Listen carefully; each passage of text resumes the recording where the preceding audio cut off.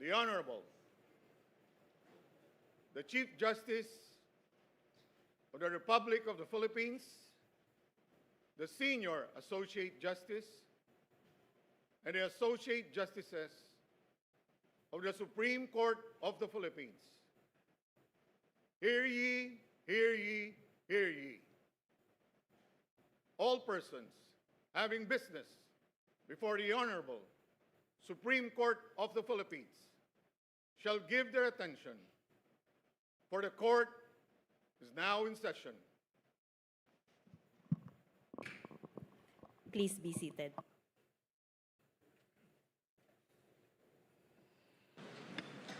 Madam Clerk of Court, please call the cases before us. Good morning, Your Honors. Scheduled for today's oral arguments are the consolidated petitions in GR number 271059, Representative Edsel C. Lagman et al. Versus the Congress of the Philippines et al. GR number 271347, Aquilino Coco Pimentel III and Pantaleon Bebot Alvarez versus Lucas P. Bersamin in his capacity as Executive Secretary et al.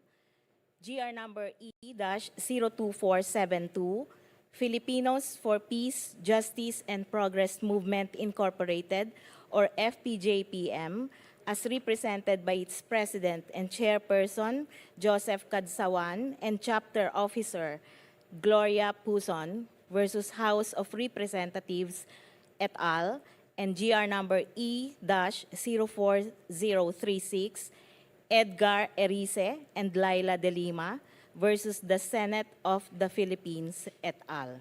Thank you, Your Honor. Appearances, please. For petitioners Lagman et al., Attorney Lorenzo Artañaga, and Attorney Barameda.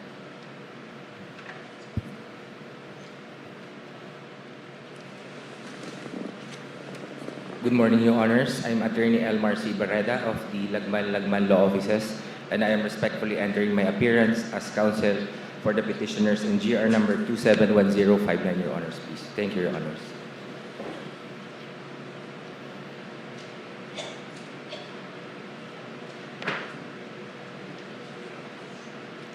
Good morning, Your Honor. Jericho Salenga appearing as counsel for petitioners Aquilino, Coco Pimentel III, and Pantaleon Bebot Alvarez. Good morning.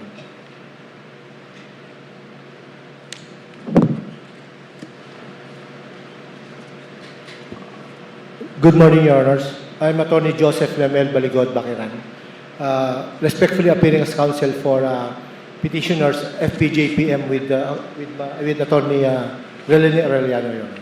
Thank you.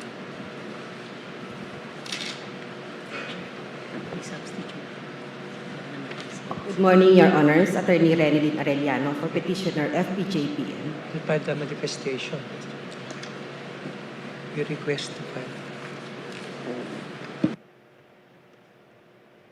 Chief Justice Alexander Esmundo, Senior Associate Justice Marvic MVF Leonen, Honorable Associate Justices of the Supreme Court, good morning. I'm Attorney Vopetro Angie Peña, Counsel for Petitioners Edgar Erice and Laila de Lima.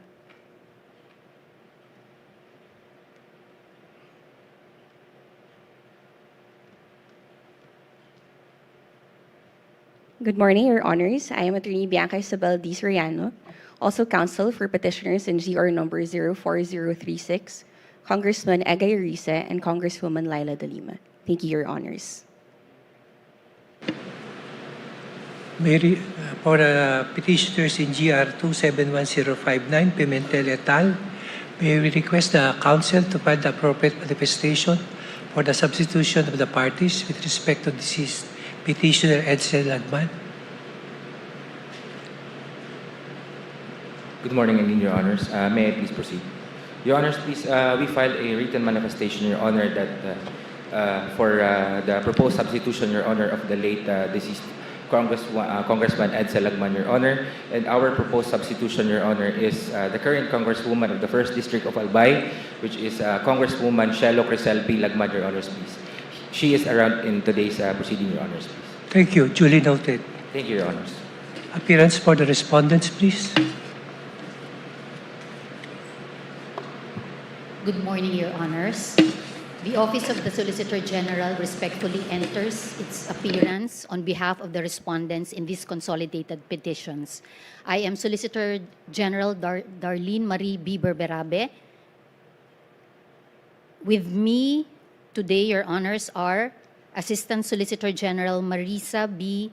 de la Cruz Galandines, Assistant Solicitor General Maria Victoria V. Sardillo, Assistant Solicitor General George O. Ortha, Assistant Solicitor General Jennifer F. Fanjalan Legaspi, Assistant Solicitor General Samantha P. Camitan, Assistant Solicitor General Orlando P. Polinar, and Assistant Solicitor General Mark L. Perete.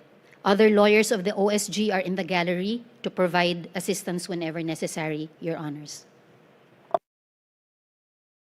Appearing as Amici Curiae are Professor Sulita Collas Monsod, Professor Emeritus, University of the Philippines School of Economics, Attorney Florencio B. Abad, Professor of Praxis, Ateneo School of Government, Honorable Franklin M. Dirod, former President of the Senate of the Philippines, and Honorable Benjamin E. Jokno, Member, Monetary Board, Bangko Sentral ng Pilipinas.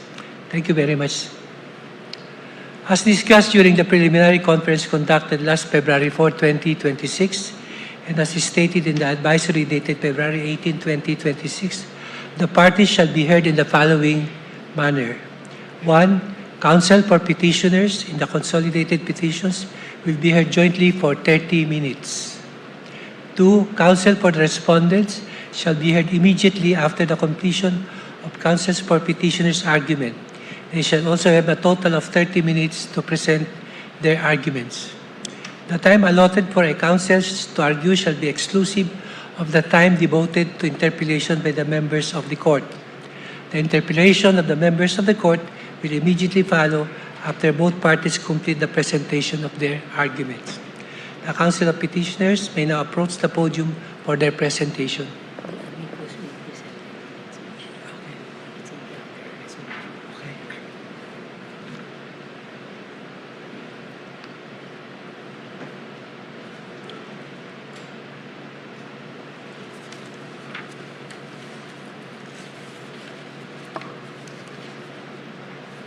The Honorable Chief Justice, Senior Associate Justice, and the Associate Justices of the Supreme Court, good day.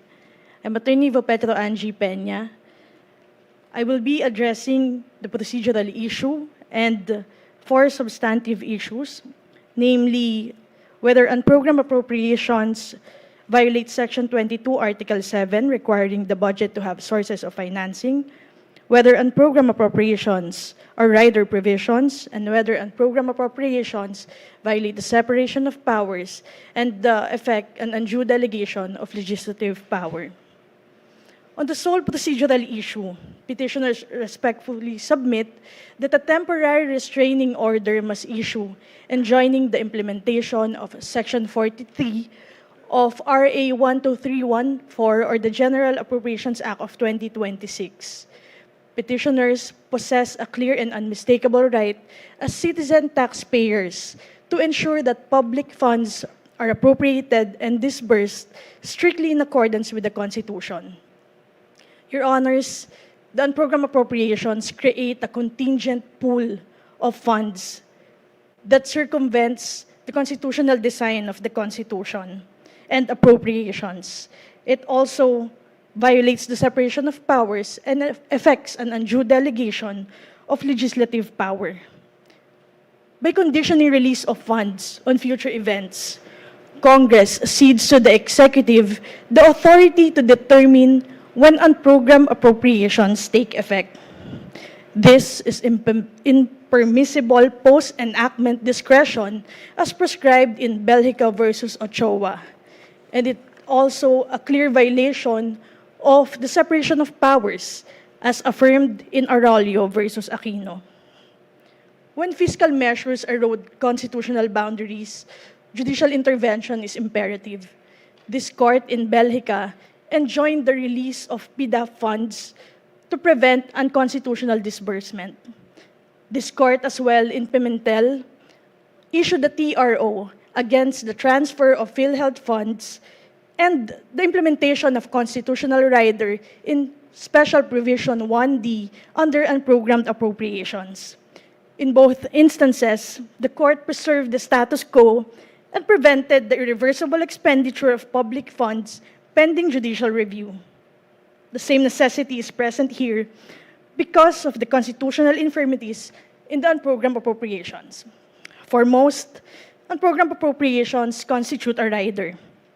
The Constitution requires that every provision in the GAA must be germane to a particular appropriation. The President himself recognized that the national budget is 6.793 trillion, corresponding only to programmed appropriations, thereby confirming that the unprogrammed appropriations stand apart from the GAA. Not being related to a particular appropriation, it violates Article 7, Section 22 of the Constitution. As underscored in our earlier, Your Honors, public funds may be disbursed only pursuant to a valid appropriation supported by law. Section 43 identifies no concrete funding source. It relies instead on conditions, excess revenues, new revenues, or loan proceeds. These are not sources of funding, but mere contingencies upon which funding may arise. The President acknowledged in his veto message that releases from the unprogrammed appropriations will still require specification of funding source.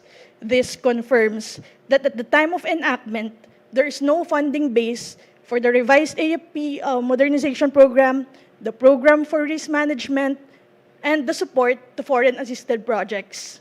Without a funding base, there is no valid appropriation. Respondents characterize these items as standby appropriation. But, Your Honors, the Constitution has only one mechanism for contingent spending: special appropriations, wherein Congress itself determines at a proper time whether additional expenditures are warranted. The structure of the UA also violates the non-delegation doctrine. Here, the power to determine when unprogrammed appropriations take effect is left entirely to the executive. The executive thus decides not only how to implement the law, but also when it takes effect. The President acknowledged the availability of supplemental appropriations, yet allowed the unprogrammed appropriations to stand. Your Honors, constitutional compliance cannot yield to convenience, practice, or concurrence between political branches. The injury is also actual and imminent. The provision authorizes the release of funds at any time, exposing public funds to immediate unconstitutional disbursement. Once released, they are permanently spent, causing grave and irreparable injury. This honorable court must declare unprogrammed appropriations as unconstitutional to reaffirm that only Congress wields the power of the purse, that appropriations rest on ascertainable funding, and that all public spending must be done within the strict bounds the Constitution commands. Your Honors, if the unprogrammed appropriations are not blank checks, they are checks drawn against insufficient funds, issued not by the people through Congress, but by the executive. These checks must be voided before they are even honored and drawn against the account of the Filipino people. I end my presentation here. I will cede the podium, Your Honors, to my co-counsel. Thank you, Your Honor, for your time and indulgence. May it please the court. Thank you.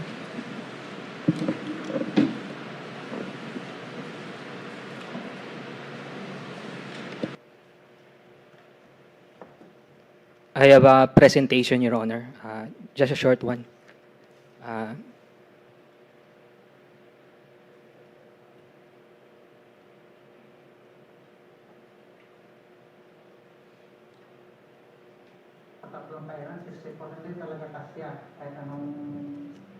pilit mong batid na sa pagluto pa man, wala. Hindi ka kasi ninyo.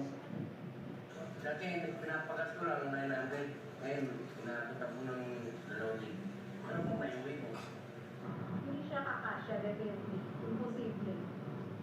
All in all, average family income of low-income families is about 25 to 30,000 a month.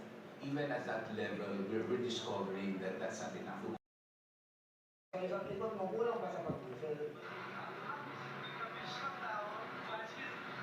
Hindi pa tumakas yung samon. Wala na, binabudget na lang namin. Kunti na lang.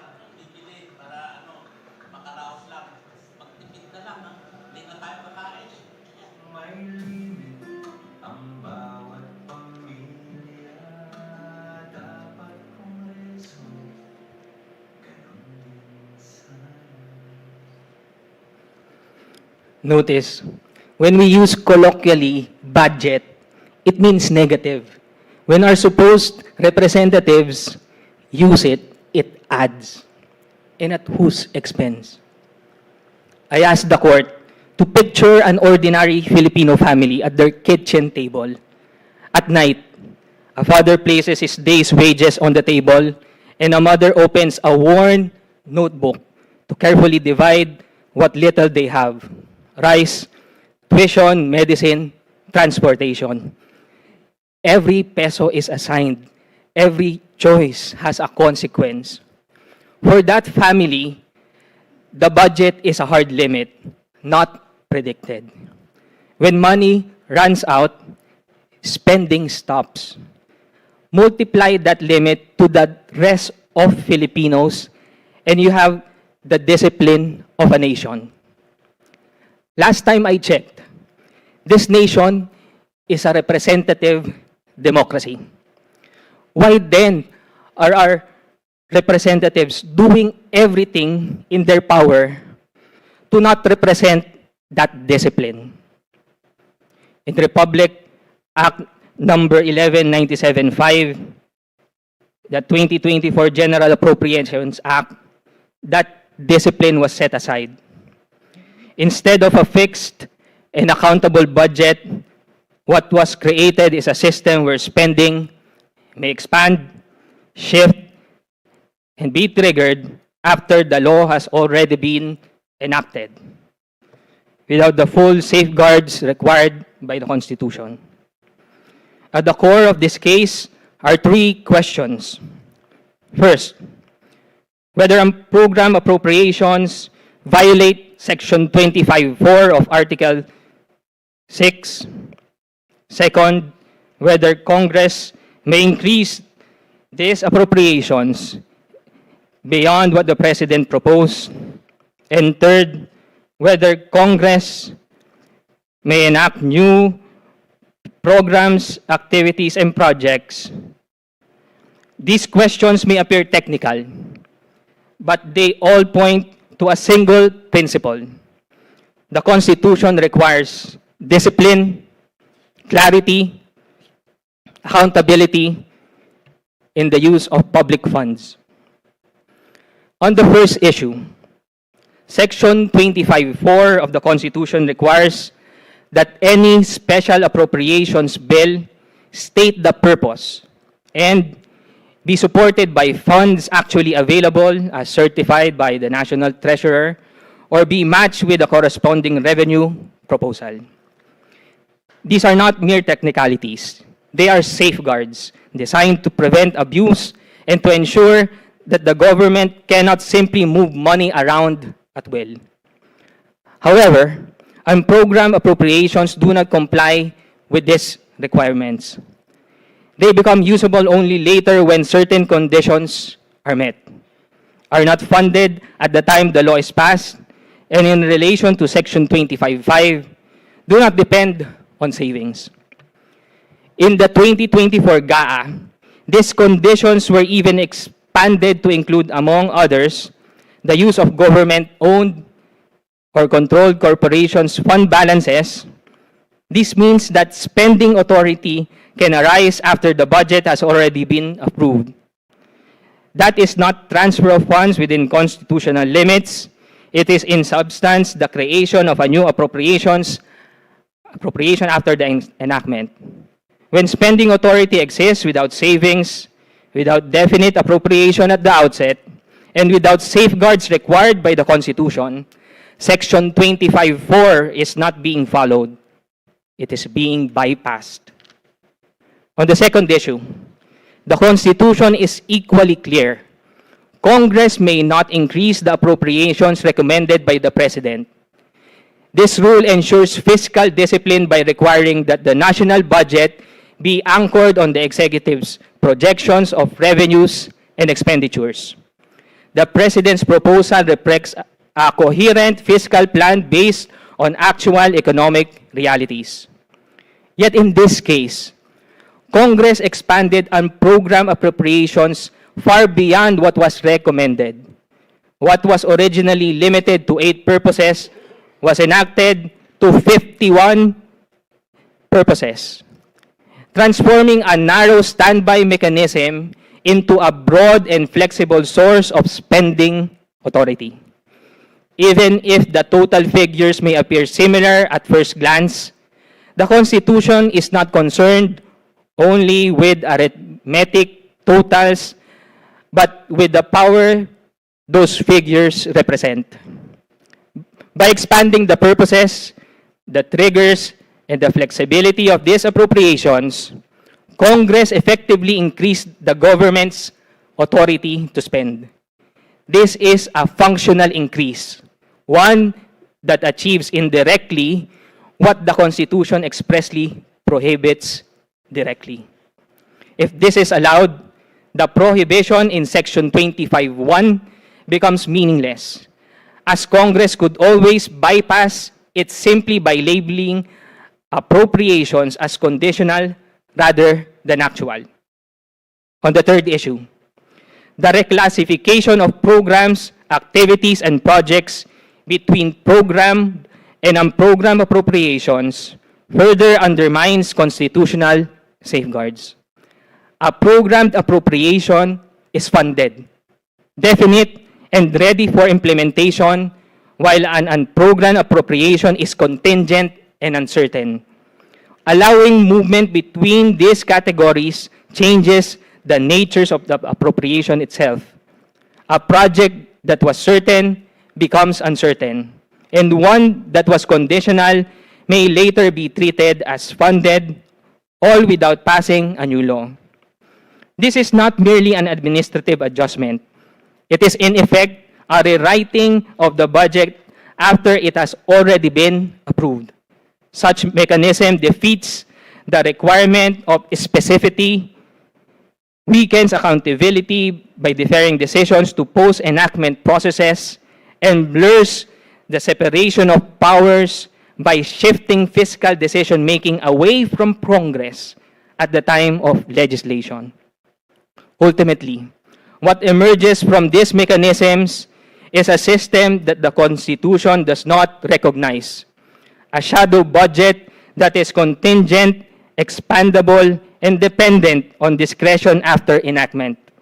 Public funds belong to the people, and their use must be governed by clear constitutional limits, not by shifting conditions or post-enactment authority. If an ordinary Filipino family must live within its limits, then all representatives must live within the Constitution. Thank you, Your Honors. Thank you.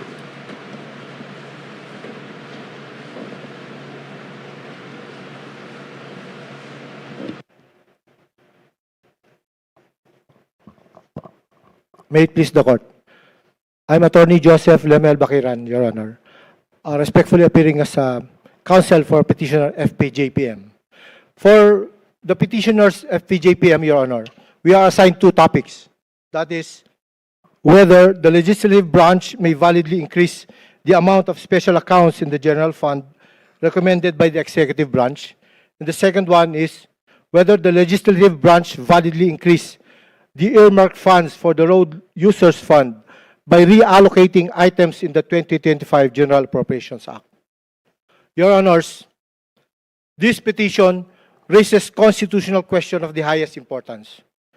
whether Congress, through the Bicameral Conference Committee, may increase appropriations beyond those recommended by the President in violation of Article 6, Section 25, Paragraph 1 of the Constitution.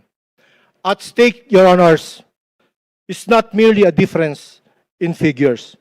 What is at stake is the constitutional boundary between the executive initiative and legislative authority and the integrity of the national budget process itself. Your Honors, the facts are undisputed. The President submitted the 2025 National Expenditure Program with a total expenditure level of 6.352 trillion, including 27.352 billion in special accounts in the General Fund. These special accounts in the General Fund form part of automatic appropriations, funds governed by law, sourced from earmarked revenues, and intended to operate with limited legislative discretion. Among these is the Special Road Fund, sourced from motor vehicles users charged under Republic Act 8794, as amended, strictly tied to actual collections and specific statutory issues. However, Your Honors, during the bicameral deliberations, Congress introduced substantial increases. The special accounts in the General Fund was increased from 27.352 billion to 40.107 billion. The Special Road Fund was increased from 16.756 billion to a staggering 34.748 billion, or an amount of 17.992 billion, Your Honors. These are not minor adjustments. These are structural expansion of the budget. This brings us to the first issue, whether Congress may increase appropriations beyond the President's proposal. The Constitution is unequivocal. Article 6, Section 25(1) expressly prohibits Congress from increasing the appropriations recommended by the President. Congress may reduce, may realign, or modify, but it may not increase. Yet here, Your Honors, the Bicameral Conference Committee did precisely what the Constitution forbids. By increasing the special accounts in the General Fund, an automatic appropriation, Congress expanded the total expenditure program beyond the President's proposed ceiling. This is not amendment. This is unconstitutional expansion. The violation becomes more pronounced when the nature of these funds is considered. Special accounts in the General Fund are not ordinary appropriations. They are funded by earmarked revenues. They are governed by specific statutes. And they are automatically appropriated based on available income. In short, they are revenue-bound and self-executing. Yet Congress increased these funds without any corresponding increase in earmarked revenues. This breaks a fundamental rule that special funds may only be spent to the extent of what is actually collected or authorized by law. This leads to the second issue, whether Congress gravely abused its discretion in increasing the Special Road Fund beyond its lawful limits. The Special Road Fund is clear in both law and structure. It is funded exclusively by the motor vehicles users charge and may only be programmed within actual or projected collections. But here, Your Honors, the additional 17.992 billion did not come from the motor vehicle users' collections. It came from pooled funds and general budgetary sources. Your Honors, this is constitutionally untenable. Because once a fund is detached from its earmarked source, it ceases to be a special fund. It becomes an unauthorized appropriation, merely labeled as one. Taken together, these acts reveal a clear pattern of unconstitutional overreach. First, by increasing appropriations beyond the President's proposal. And second, by detaching special funds from the statutory revenue sources. Both acts produce the same result, an unauthorized expansion of the national budget. Your Honors, this case is not about policy. It is not about whether these expenditures are beneficial. It is about whether constitutional limits still bind the political branches. In this action, if these actions are allowed to stand, Your Honors, then the prohibition in Article 6, Section 25(1) becomes illusory. The bicameral conference committee would effectively acquire the power not merely to reconcile, but rewrite the national budget. And the constitutional balance between the executive and legislative branches would be fundamentally altered. In closing, Your Honors, the Constitution entrusts this most honorable court with the duty to enforce the limits of power, especially in matters of public spending. Because when those limits are ignored, what is placed at risk is not only fiscal discipline, but the rule of law itself. For these reasons, petitioners respectfully pray that the said provisions of the 2025 General Appropriations Act be declared unconstitutional and that the acts of the Bicameral Conference Committee be struck down for grave abuse of discretion. Thank you, Your Honors. Thank you.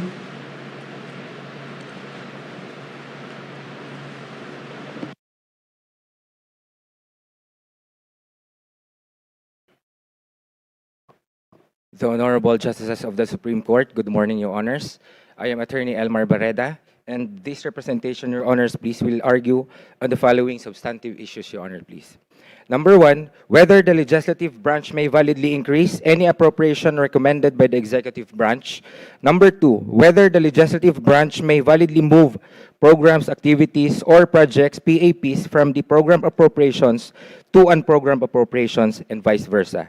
Third, whether the Congress may make new PAPs not found in the National Expenditure Program. Your Honors, please let me proceed. It is argued that the legislative branch may validly increase any appropriation recommended by the executive branch, may not validly increase any appropriation recommended by the executive branch. To support these arguments, Your Honor, the law prohibiting the legislative branch from increasing any appropriation recommended by the executive branch is Section 25, subsection 1 of Article 6 of the 1987 Constitution, unequivocally stating that the Congress may not increase the appropriations recommended by the President for the operation of the government as specified in the budget. The form, content, and manner of preparation of the budget shall be prescribed by law. Section 25, subsection 1 of Article 6 of the 1987 Constitution is a limitation imposed upon the Congress not to increase the appropriations recommended by the President for the operation of the government as specified in the budget. The text of the petition in GR number 271059 as formulated by the petitioners Edsel Silagman and Mujib S. Hataman is that this limitation is absolute, where the Congress is without any discretion to increase the President's recommendation in the National Expenditures Program or the NEP. The phrase as specified in the budget in Section 25, subsection 1 of Article 6 of the 1987 Constitution defines the subject appropriations that the legislative branch may not increase. In other words, the ban on the increase applies to any kind of appropriation so long as it is specified in the budget. This point is important because the subject constitutional provision made no mention the collective words program appropriations and unprogrammed appropriations. To denote two different kinds of appropriations, one between the two, which is the unprogrammed appropriations, is the subject of the petition in GR number 271059, insofar as the excess amount from the President recommended budget in the NEP. Specifically, in GR number 271059, seeks to vanquish in the 2024 General Appropriations Act, or RA 11975, the amount of 449.5 billion, representing the excess from the amount of 289.1 billion in unprogrammed appropriations the President recommended. Notably, the excess amount of 449.5 billion in the unprogrammed appropriations is not supported by the recommendation of the President, is greater than the amount of 289.1 billion supported by the recommendation of the President. Section 25, subsection 1 of Article 6 of the 1987 Constitution should be read in conjunction with Section 22, Article 7 of the 1987 Constitution, stating that the President shall submit to the Congress within 30 days from the opening of every regular session as the basis of the General Appropriations Bill, a budget of expenditures and sources of financing, including receipts from all existing and proposed revenue measures. Clear in the Constitution, Your Honors, please, that the General Appropriations Bill must be based on the budget of expenditures submitted by the President to the Congress. In other words, the President's National Expenditures Program is the legal foundation of the Congress General Appropriations Bill. Thus, appropriations beyond or outside what the President recommended is without basis as required under Section 22, Article 7 of the 1987 Constitution. Clearly, in GR number 271059, the excess amount of 449.5 billion in the unprogrammed appropriations is without constitutional basis, not being covered by the President's recommendations, capped only at 289.1 billion.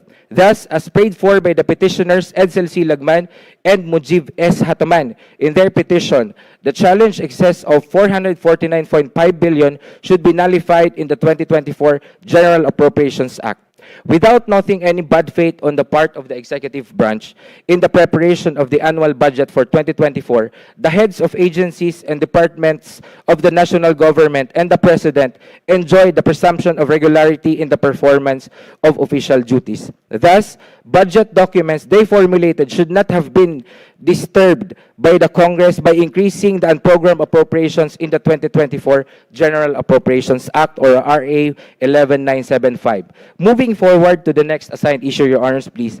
It is argued that the legislative branch may not validly move programs, activities, or projects from program appropriations to unprogrammed appropriations, and vice versa. Notably, when this Honorable Supreme Court promulgated on December 3, 2025, its decision in consolidated GR numbers 274778, 275405, and 276233 in their separate concurring or dissenting opinions, three Honorable Justices opined about this legal issue as follows.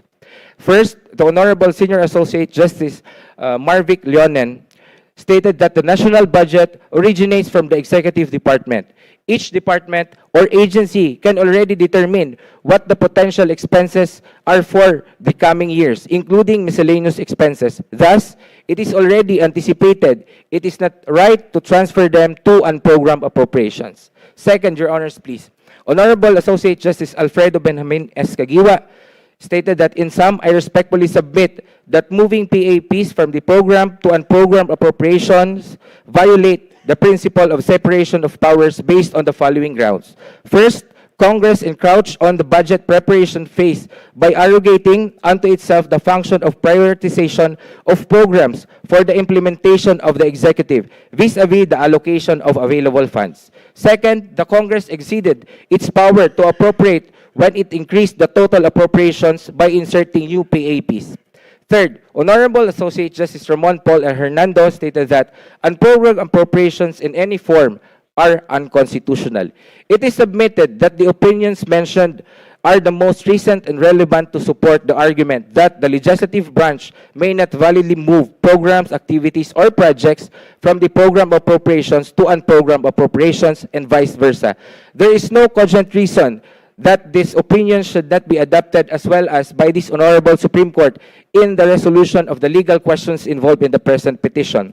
Going to the last assigned issue, Your Honor, it is argued that the Congress may not make new PAPs not found in the National Expenditure Program. If the Congress may not increase any appropriations recommended by the executive branch, as the same will have no basis pursuant to Section 25, subsection paragraph 1 of Article 6, in conjunction with Section 22, Article 7 of the 1987 Constitution, as earlier argued. Logically, the Congress may also not make new programs, activities, or projects not found in the National Expenditure Programs, because the same will also no legal basis under the same constitutional provision. Likewise, as opined by the Honorable Associate Justice Alfredo Benjamin S. Caguioa, Congress exceeded its power to appropriate when it increased the total appropriations by inserting new PAPs. In doing so, the Congress committed grave abuse of discretion amounting to lack or amounting to lack or excess of jurisdiction, justifying once again the need for this Honorable Supreme Court to exercise its expanded power of judicial review, the worst instance of grave abuse of discretion is a blatant violation of the 1987 Constitution, Your Honors. In closing, Your Honors, please, it is most respectfully implored of this Honorable Supreme Court to grant the petition of Edsel C. Lagman and Mujib S. Hataman to nullify by declaring unconstitutional the excess of 449.5 billion in unprogrammed appropriations in the 2024 General Appropriations Act or RA 11975 in GR number 271059. Thank you very much, Your Honors, please. Thank you. The Solicitor General may proceed to the podium for her presentation.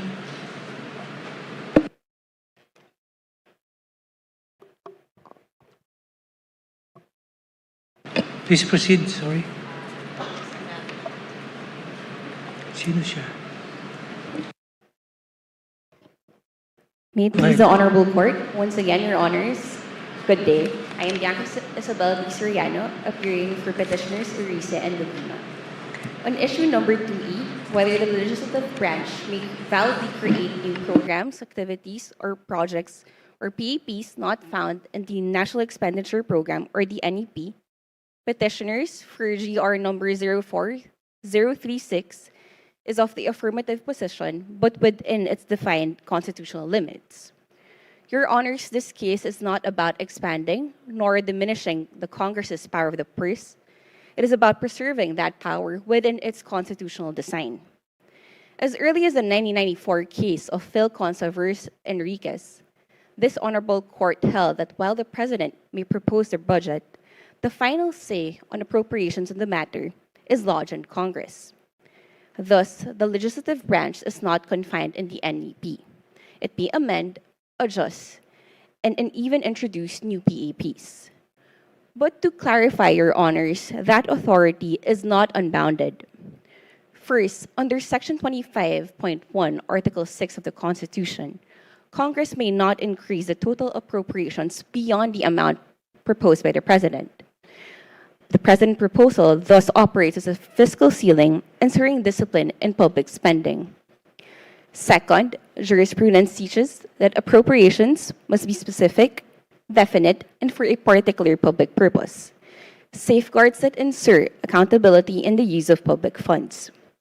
These are not mere formalities, they are constitutional safeguards that define the limits of legislative power. In sum, Your Honors, for petitioners in GR number 04036, the legislative branch may create new PAPs not found in the NEP, as long as it respects the constitutional ceiling and adheres to the safeguards to discipline the use of public funds. Anything less would diminish Congress's role. Anything more would distort the Constitution. Thank you, Your Honors, and may it please the Honorable Court. Thank you. The Solicitor General, please proceed with your presentation.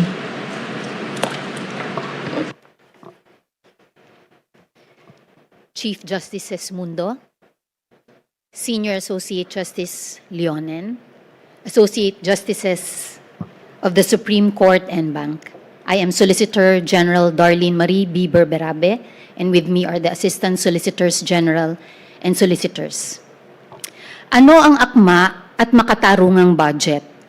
Kung tatanungin ang magsasaka, manggagawa, guro, ang isang ina, marahil ito ang sagot.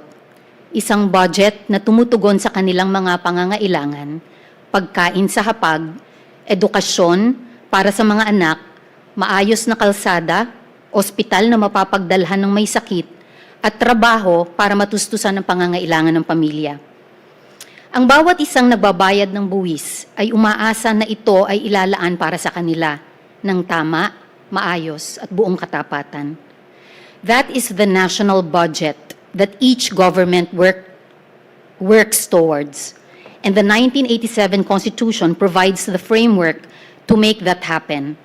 It assigns to the executive and the legislature a specific, defined role in the budget process. The Constitution recognizes that a responsive budget requires both the executive's knowledge of government capacity and resources and the legislature's understanding of what the people actually need. This is the meaning of separation of powers, that government authority is divided among three branches: legislative, executive, and judicial, so that no single branch becomes too powerful. Each branch has its own role, and the Constitution itself prescribes the mechanisms to ensure the balance of power as well as accountability. The executive handles administration, the legislature enacts, the judiciary interprets the law, each branch in its lane, each branch doing its constitutional duty. Some issues are intended to be left to the political branches of the government. In our jurisdiction, the determination of whether an issue involves a truly political and non-justiciable question lies in the answer to the question whether there are constitutionally imposed limits on the powers or functions conferred upon political bodies. If there are, and a petition is lodged before the court, then our courts are duty-bound to examine whether the branch or instrumentality of the government properly acted within such limits. This is what we hope to thresh out today, whether in passing the General Appropriations Act of 2024, 2025, and 2026, the executive and legislative exercise their power within the limits imposed by the Constitution. The Constitution assigns to the executive the task of planning the budget. Under Article 7, Section 22, the President must submit to Congress a budget of expenditures and sources of financing. This is a plan prepared by the executive, a plan grounded in what the government can realistically accomplish and what the country can afford. The President, through the DBM and the economic managers of government, is best positioned to know the condition of public finances, the capacity of implementing agencies, and more importantly, the realistic projections for revenue. The President's proposed budget is based on that knowledge. The Constitution assigns Congress the task of deliberating on behalf of the people. Senators and representatives are elected to represent their constituents' needs. They are in the best position to know what roads are required and where they must be built, what hospitals are lacking, which communities need classrooms. Congress holds hearings, questions cabinet secretaries, studies and debates priorities before it enacts the budget. Congress is constitutionally given the power of the purse. The Constitution assigns this honorable court the task of determining, when properly petitioned, whether Congress and the executive have exercised the power that the Constitution has assigned to each. In exercising this power, the court does not pass upon the wisdom, necessity, or policy choices made by the legislature in enacting the GAA. These are matters within the exclusive domain of Congress. Rather, the court's review is narrowly confined to questions of constitutionality, of whether the constitutional limits have been breached. It may examine whether the GAA complies with constitutional requirements, such as single correspondence rule, the prohibition against riders, the requirement that appropriations be for public purpose. It may also strike down provisions that unduly delegate legislative power or infringe upon the powers of other branches. It is only upon a clear showing of violation of constitutional rules or of grave abuse of discretion by its co-equal branches that the court's power of review is triggered. This is important to preserve institutional independence and mutual respect.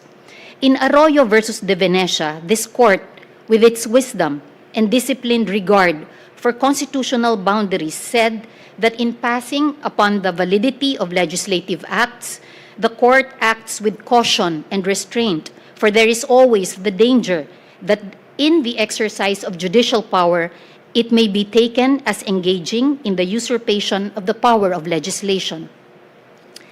The legislative process, including the passage of the GAA, carries the presumption of constitutionality.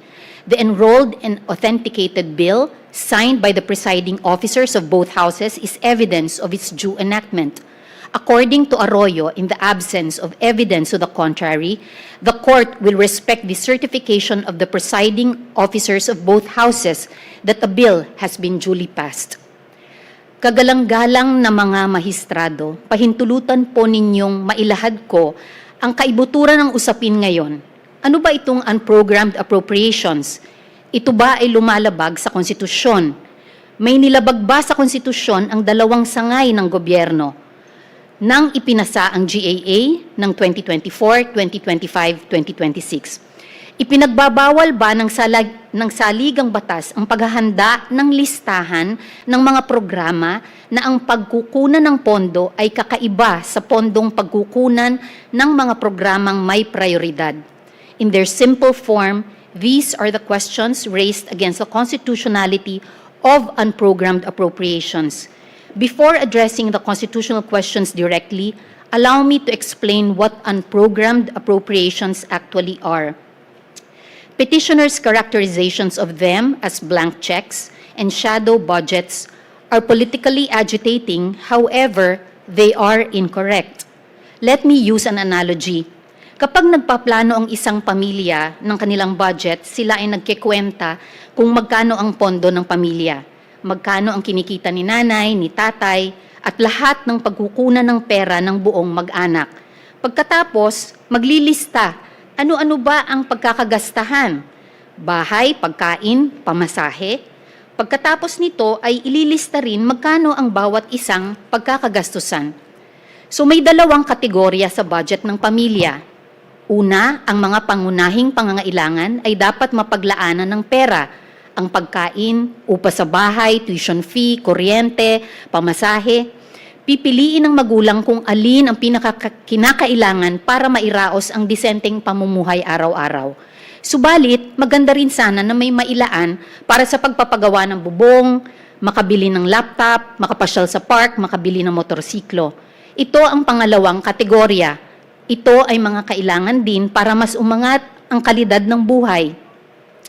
Magandang maisama na rin sa plano dahil pwede naman magtinda ng lutong bahay pandagdag kita o kaya naman may bonus na matatanggap sa trabaho si nanay o magkaumento sa sahod si tatay. Kahalintulad nito ang programmed at unprogrammed appropriations. Ang programmed ay ang prioridad na pagkakagastusan. May kabangga itong pagkukunan ng pera na mas tiyak at nakaplano ng darating. Samantalang, ang unprogrammed ay yung mahalaga ring mapaglaanan ng pera dahil sa ikabubuti rin naman ito ng pamilya, pero ang pagkukunan ng pera ay hindi pa tiyak, pero may basihan. In every Filipino household and in every budget, there are needs that must be met no matter what. There are also aspirational needs, which, while important to improve the quality of life, can only be met if and when money becomes available. The government, like every Filipino family, plans for both. Your Honors, unprogrammed appropriations are the government's aspirational priorities, programs which are also needed and ready for implementation, but whose funding depends on specific fiscal events that may or may not occur. Their funding sources, as determined by Congress, consist of first, non-tax revenue collections that exceed government targets. Second, new revenue collections from new tax or non-tax sources. Or third, proceeds from approved loans for foreign-assisted projects. The purposes for which unprogrammed appropriations are passed are not secret. They are legislated and publicly available. If none of the triggering events happens, not a single centavo may be released. Before any peso can move, a fiscal condition must be met. The Bureau of Treasury must certify it. The DBM must issue an allotment, and the implementing agency must submit a special budget request. Only then may DBM issue a special allotment release order. These are specific steps that the executive branch takes in order to comply with the clear targets set by the legislature. The unprogrammed appropriations are neither a blank check nor unconditional. They are among the most conditioned and controlled spending authorizations in the entire government system. Unprogrammed appropriations give the government fiscal flexibility. They ensure that a windfall does not go undeployed while public needs go unmet, without requiring anew a full deliberative cycle of a special appropriations bill which duplicates effort and takes time to pass. Since the 1987 Constitution, across administrations, from President Cory Aquino in 1989 to Presidents Ramos, Estrada, Arroyo, Aquino, Duterte, and now President Marcos, unprogrammed appropriations have been a standard and relied upon feature of the national budget year after year.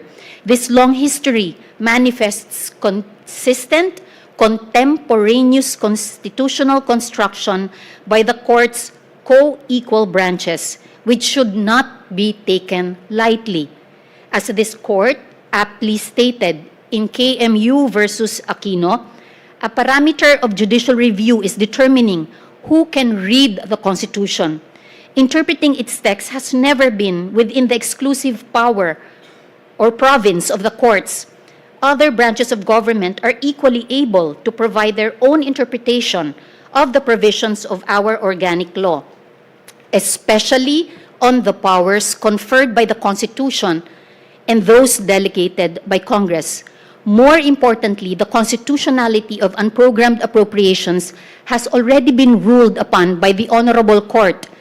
In Araulio versus Aquino in 2014, the court recognized unprogrammed funds as a legitimate source of government financing, subject to their specific trigger conditions, and applied those conditions in assessing the legality of disbursements under the Disbursement Acceleration Program. And in Belgica versus Executive Secretary in 2019, the court ruled explicitly and categorically the appropriation for the unprogrammed fund is constitutional. It has a clearly discernible singular appropriation purpose. It complies with the rule on singular correspondence. It is not a prohibited lump sum fund.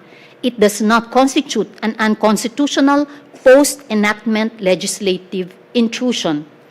The petitioners asked this court to overrule Belgica 2019, but they have not presented a single compelling reason, whether factual or doctrinal, in support of their challenge.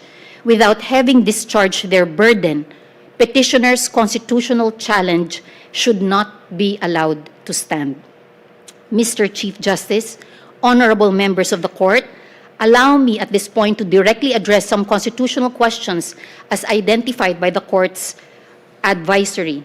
First, do unprogrammed appropriations violate Section 22, Article 7 of the Constitution? The answer is no.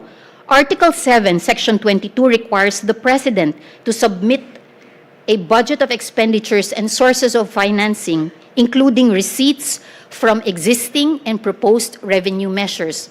The President did precisely that. The ERISE petition argues that the sources must be actually existing at the time of the submission of the proposed budget by the President and when the GAA is enacted.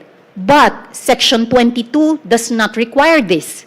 What it requires is for the budget to be based on existing and proposed revenue measures, meaning the revenue sources must be identifiable and real, not speculative. A budget based on revenue programs is fully consistent with Section 22's mandate. Second, do unprogrammed appropriations violate Section 25 for Article 6? The answer is no. By its express terms, Section 25, Number 4, Article 6 of the 1987 Constitution merely applies to special appropriations bill, not to general appropriations bills. It requires that a special appropriations bill be accompanied either by 1, a certification of availability of funds issued by the National Treasurer, or 2, a corresponding revenue proposal where funding is not yet available. Unprogrammed appropriations, however, form part of the GAB.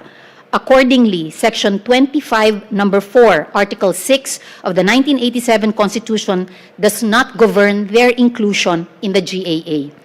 Third, are unprogrammed appropriations rider provisions that violate Section 25, Number 2, Article 6. Again, the answer is no. Unprogrammed appropriations are not foreign to the GAA's purpose. Belhica 2019 already held that they have a clearly discernible singular appropriation purpose. A provision that has a discernible appropriation purpose cannot simultaneously be a rider lacking germane purpose. In Atty versus Zamora, the court, recognizing that an appropriations bill covers a broader range of subject matter and includes more details compared to an ordinary bill, stated that its provision is germane if particular, unambiguous, and appropriate, given their specified purposes, defined amounts, and explicit conditions. Unprogrammed appropriations meet this standard. Fourth is the rule which prevents Congress from exceeding the budget ceiling proposed by the President violated when unprogrammed appropriations are enacted or when Congress increases their specific sums. Again, no. As Commissioner Davide explained in the Constitutional Commission deliberations, the purpose of the prohibition imposed by Section 25, Number 1, Article 6 is fiscal discipline. It prevents Congress from authorizing programmed expenditures that would exceed projected revenues and produce a budget deficit. Unprogrammed appropriations cannot produce that effect because the sources of funds are different from the sources of funds of the programmed appropriations. Fifth, do unprogrammed appropriations violate the constitutionally guaranteed separation of powers? Again, the answer is no. The legislature is given the power of the purse, and in exercising it, the Constitution and jurisprudence require that there is a line item appropriation that corresponds to a single purpose. Did Congress do this? Yes. In the GAA, Congress has identified each specific purpose for which unprogrammed funds may be used, fixed the maximum amount per purpose, specified the 3 exclusive trigger conditions for release, and required administrative certifications and approvals before any peso moves. Did the executive usurp the legislative function of deciding the purpose of some appropriation? The answer is no. What the executive does is not legislative policy making, but administrative implementation. It verifies that a trigger has occurred before releasing funds to a pre-approved purpose in a pre-approved amount. The separation of powers is not violated.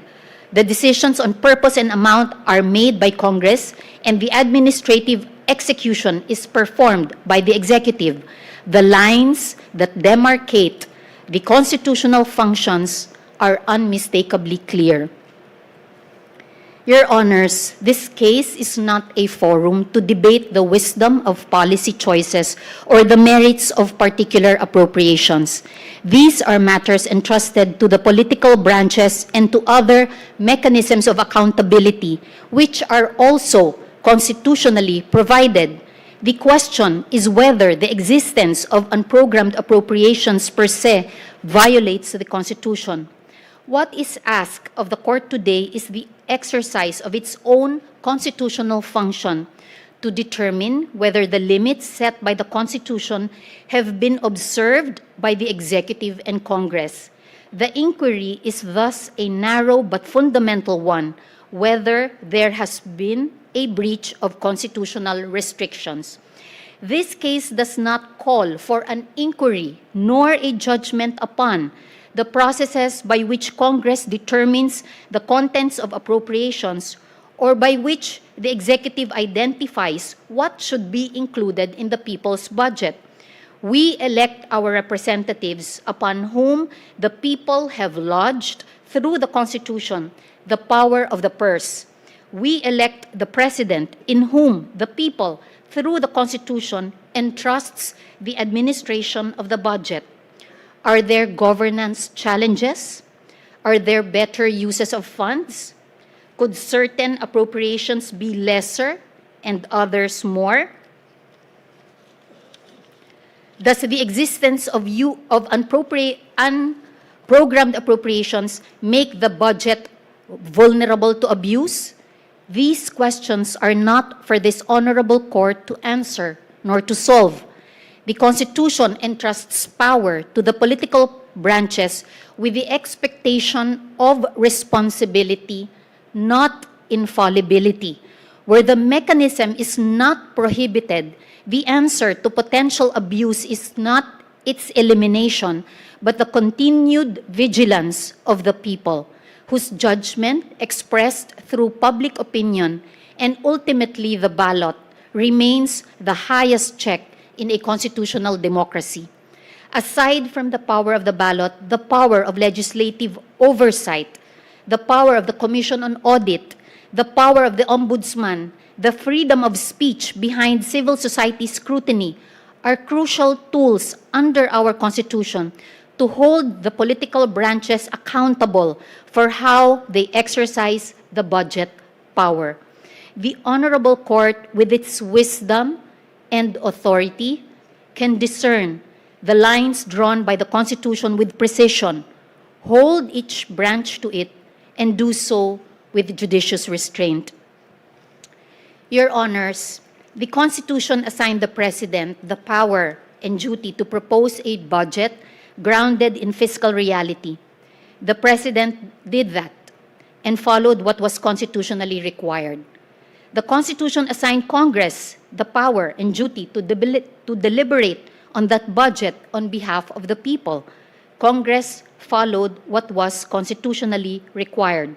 Respect for the separation of powers demands the utmost wisdom of this honorable court.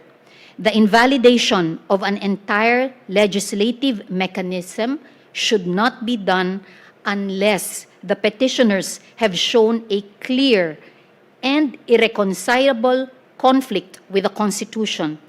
It is our position that they have not. Tungkulin ng kapita-pitagan at kataas-taasang hukuman ito na bantayan ang mga linyang itinakda ng konstitusyon. Sa ganang amin, sa paghahandang tugunan ang mga pangangailangan ng sambayanan gamit ang unprogrammed appropriations, isinaalang-alang ng ehekutibo at lehislatura ang mga linyang ito, sapagkat ang pagmamay-ari ng kaban ng bayan ay nasa sambayanan. Maraming salamat at magandang umaga po. Thank you, Solicitor General. May we call Professor Sulita Collias Monsod as amicus to make her presentation.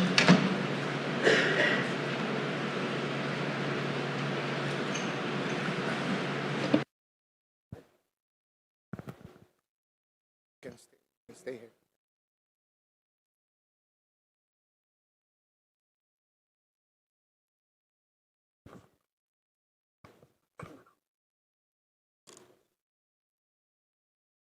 If your honors please, I have a PowerPoint presentation, but while they're putting it up, I'd like to say that I'm so very glad I'm not a lawyer, because you have lawyers on both sides and you'd think both are right. I am here to, as instructed, to give you a broader view, a non-legal view, an economic view of what is going on in the country today with respect to unprogrammed appropriations. Is it up already? Not yet. Okay.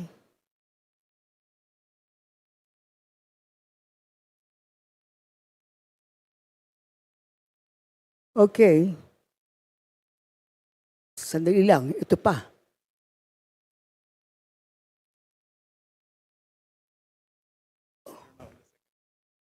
No, what is happening? Yes, but I'm, I'm, yes, yes. The presentation is called ABCD, about the budget, corruption, and development. At the heart of this matter, as far as I am concerned, Your Honors, is the abuse of legislative and executive power for private gain, in other words, corruption, occurring during the budgetary process. Such abuse amounts to a large opportunity costs that cannot but impinge on our ability to obtain the development objectives of the country as expressed in the Philippine Development Plan 2328. What power is being abused? Well, it's the power of the purse. This abuse has been perpetrated in the form of the pork barrel. For the executive, it is the power to choose which programs, projects, activities are to be funded first. It is also the power to release or withhold funds. One of the major dimensions of public budgeting has been planning for economic development through economic growth. A development plan provides a vision, but the budget provides the operational framework. And it goes without saying, but I'll say it anyway, that if the budget fails, the plan fails. And the country pays for it.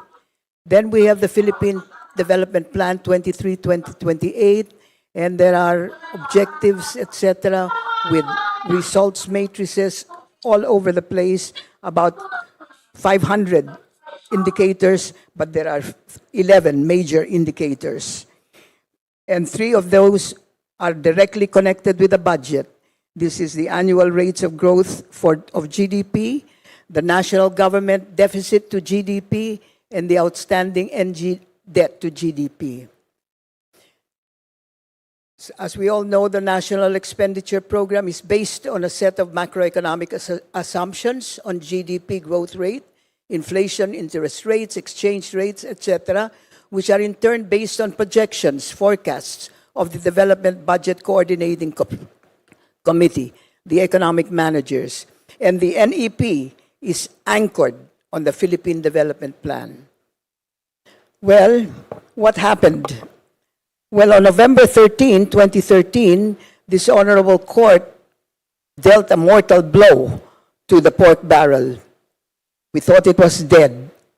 Policymakers then were faced with 2 choices. They could, 1, institutionalize necessary reforms to public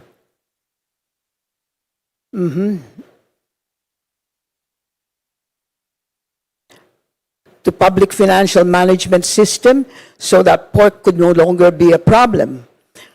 In other words, they would pass a proposed Public Financial Accountability Act, ensure projects were owned by the people through bottoms-up budgeting. Or they could devise a new form of pork. That was the low road. They took the low road. Okay.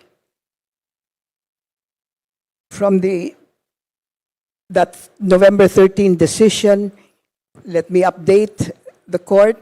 From 2014 to 2016, the President Pinoy Aquino obeyed the Supreme Court. In fact, he abolished the PDAF even before the Supreme Court made its decision. They brought in bottoms-up budgeting, they brought in the Comptroller General and proposed a Public Financial Management Bill, which was introduced but has never been passed. And then from 2016 to 2022, President Duterte also ran on an anti-corruption platform, but the pork barrel came back with a vengeance. Because 2017, Speaker Pantaleon Alvarez said there was no pork barrel because everything was itemized. So if everything is itemized, it does not become a pork barrel. There was a standoff in 2019. The budget had to be what do you call that? Reenacted because the president took off $95 billion, 95 billion pesos from the budget. He did it, but in 2020, the the Congress recalled the 2020 budget because they wanted to put the 95 billion pesos back in. And that is the time when the contractors became part of the scene. From 2022, a more sophisticated system has come into place where the pork barrel has become a part of the budget preparation embedded in the national expenditure program, where there would be no need to make insertions. The so-called baseline balanced management formula, or BBM, was adopted by the DPWH. The entire DPWH infrastructure budget became a pork barrel.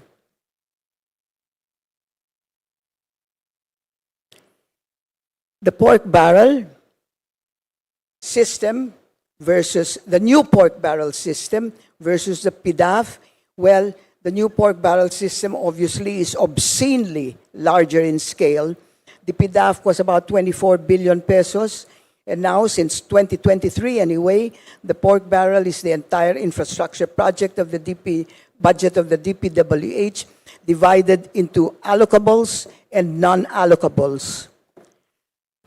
Choice of the projects are made mostly while NEP is being prepared.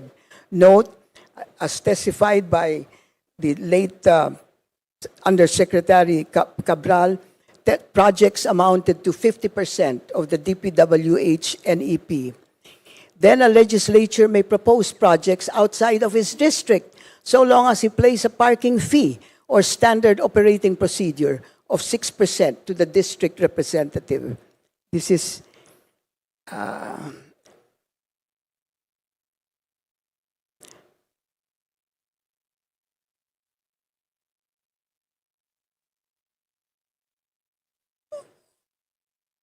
and finally, here comes the unprogrammed appropriations. The unprogrammed appropriations was chosen as the place to hide the lump sum appropriations. There was the SAGIP and the BIP. The SAGIP is the Strengthening Assistance for Government Infrastructure and Social Programs, and there was something called the BIP. In other words, the unprogrammed appropriations became the repository of these BICAM assertions. And this is where we talk about obscenely large. This is where this graph shows unprogrammed funds appropriations approved, and the approved unprogrammed funds have exceeded proposed unprogrammed funds. Notice in this graph, if your honors please, you will notice that the dark blue line shows where the unprogrammed and the NEP and the GAA were the same as far as unprogrammed and appropriations are concerned. But in 2022, they started growing. And if you'll see that high point there, that's where unprogrammed appropriations started. Wow. They went up to 800 billion pesos, which is more than the budget department appropriations. And notice that the dark blue and the light blue bars is where the general appropriations exceeded the national expenditure program. Anyway, you could see the ballooning of the unprogrammed appropriations. Now, so these unprogrammed appropriations need financing. Serendipitously, it was also starting in 2021 when the budget for expenditures and sources of financing showed unprecedented. It never happened before. But the budget of expenditures and sources of financing showed these excesses of actual revenues over projected revenues. It had never happened before, but it started happening in 2021, 22, 23, and 24, if you will look at those graphs.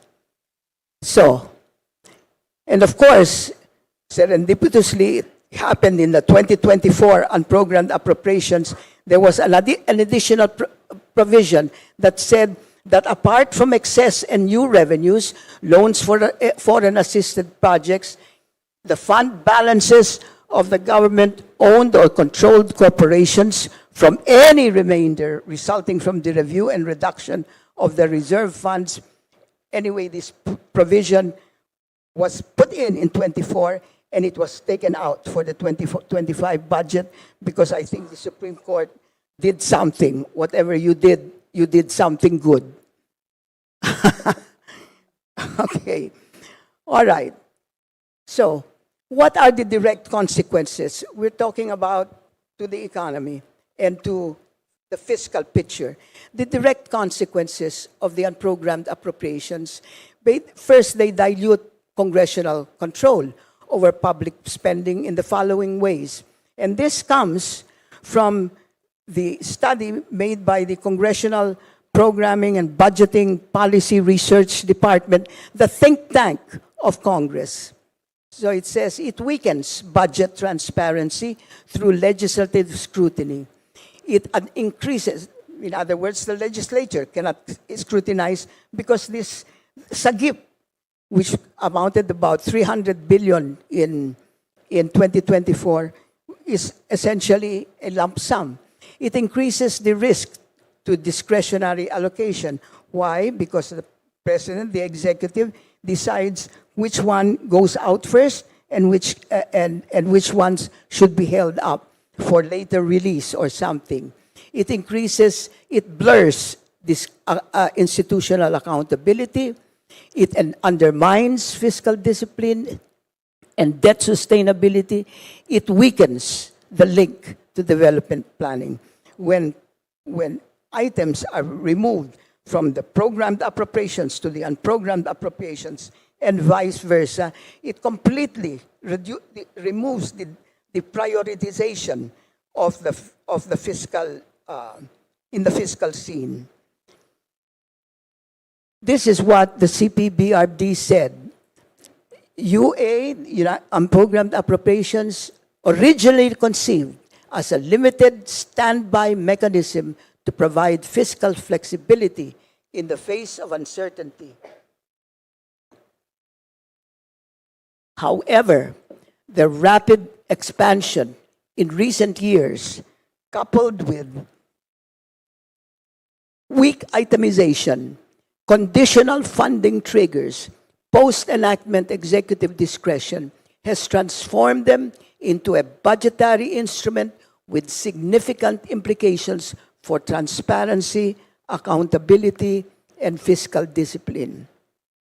Now, the way I read it, that means, it's terrible for good governance. Higher than planned spending, especially when funded through borrowings, could lead to larger annual budget deficits. This resulted partly in the failure of the government to meet its targets for reducing the budget deficit and the deficit to GDP ratio. Let me show you exactly what the effect of these unprogrammed appropriations have been to our budget deficits, to some of our targets. What is the status? For example, in the growth of GDP, that is number one in economic growth target. The actual growth targets versus the growth targets versus the actual. Your orange lines are the actual, and the blue lines are the target. That first graph shows that the growth targets have not been met. In fact, they're going down instead of going up for the years 23, 24, and 25. And then the NG, deficit to GDP ratio. The NG, notice that the actual deficits are much larger than what was programmed, what was put down by the DBCC. In spite of the fact that DBCC started retargeting, those broken lines are the retargeted targets. Notice that still the budget deficits have grown so much between 2023 and 2025. That has to do with the pork barrel, well, the unprogrammed appropriations is only one way of having a pork barrel. There's the pork barrel that is in the NEP, and then, of course, the BICAM and the unprogrammed appropriations. And finally, the outstanding NG debt stock to GDP ratio. Again, the targets were always to reduce that GDP debt stock to GDP, debt stock to GDP ratio. Notice that the orange line is going up. The blue lines are the target, and the broken lines are the retargeted. So, in other words, this is what has happened to some of our targets in the PDP, and these are directly attributable to the pork barrel. Now, what about the status of our income, health, learning development targets? It's too early to tell, but our children and the poor cannot continue to bear the waste and the opportunity costs. As it is, Your Honors, we are an underperformer. 2 weeks ago, that was what we were called.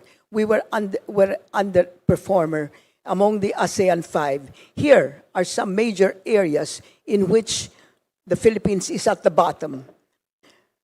We have the lowest life expectancy at birth among our ASEAN counterparts, the ASEAN 5.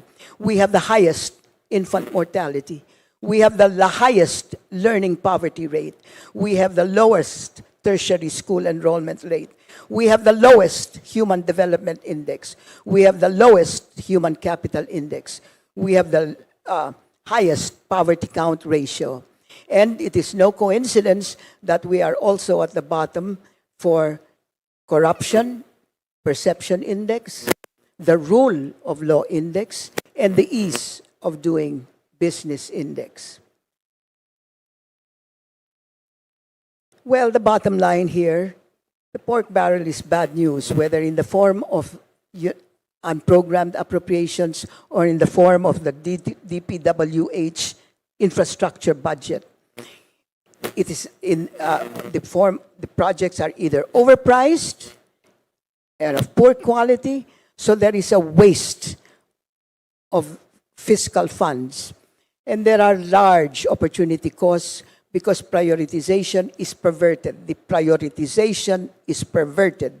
The selection of investments are not based on maximizing social welfare. They are based on maximizing private personal gains. Let us all be aware of that. So the development targets may not be met. In the meantime, the Filipino people are robbed, not only at present, but in the future, because these huge, larger budget deficits and the larger debt stock to GDP ratio is going to further constrain the fiscal space later and will constrain the ability of the government to give the people what they need.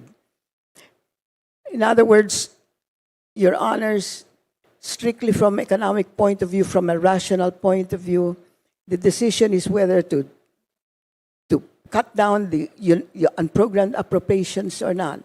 And the decision should be always based on, is it worth it? Are the costs greater than the benefits? I feel, given what I have just said, that the costs entailed by the unprogrammed appropriations are so much larger than the benefits, which are contingency, etc., which can be addressed by other things in the budget system. Thank you, Your Honors. Thank you, Professor Monsod. May we call Senate President Franklin Drilon to make his presentation.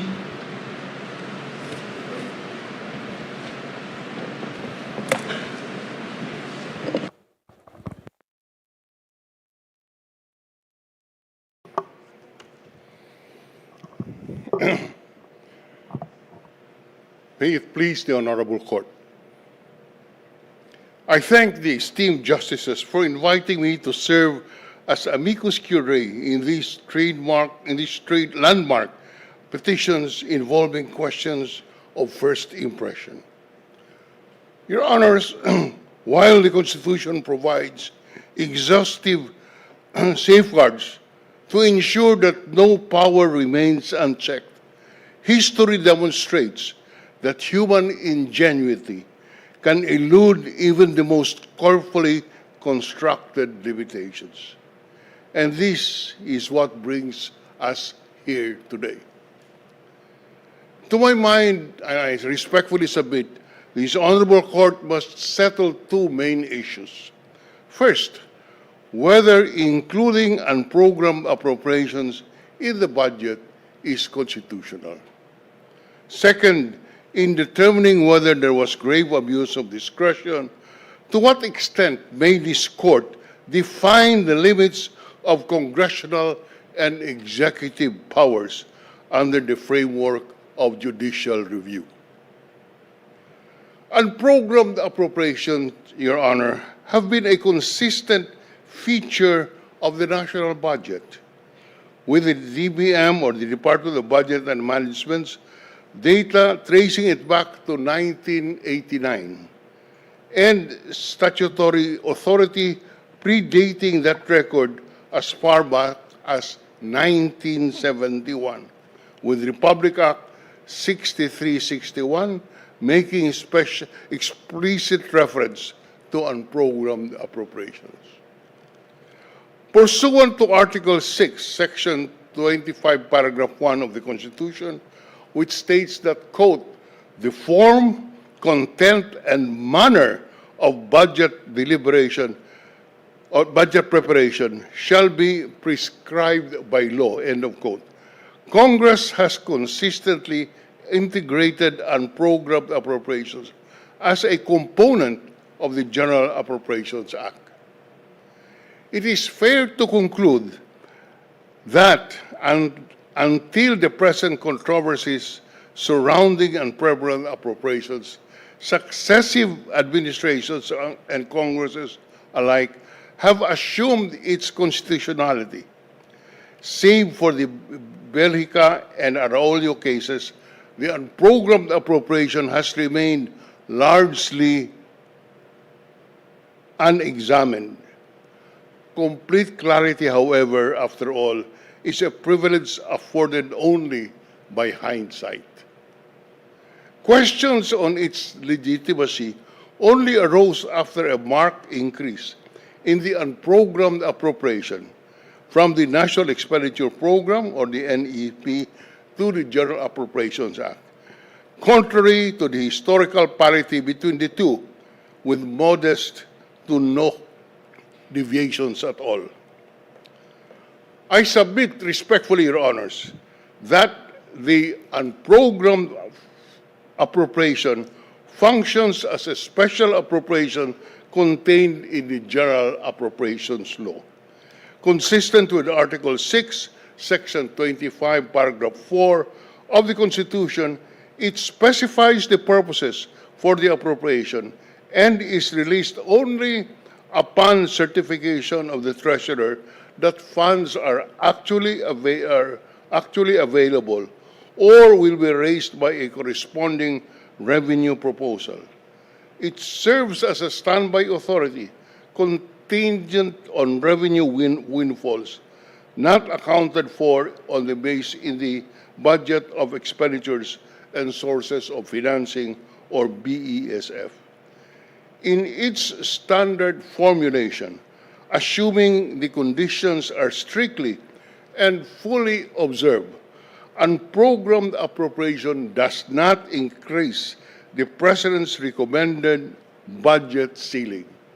I repeat that, Your Honor, for emphasis. In its standard formulation, assuming the conditions are strictly and fully observed, the unprogrammed appropriations does not exceed the President's recommended spending ceiling. Thus, isolated from implementation concerns and the GOCC funding sweep, and program appropriation appears to be consistent with the mandate under Section 25, Paragraph 1 of the Constitution. I also submit, Your Honors, that classifying funds as either programmed or unprogrammed is an exercise of the power of the purse.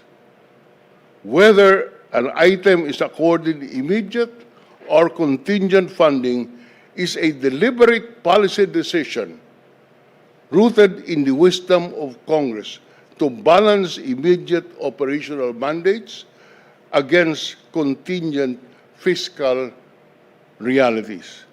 Recent unprogrammed appropriations, however, include funding for regular agency operations, personal benefits, and other recurring expenses.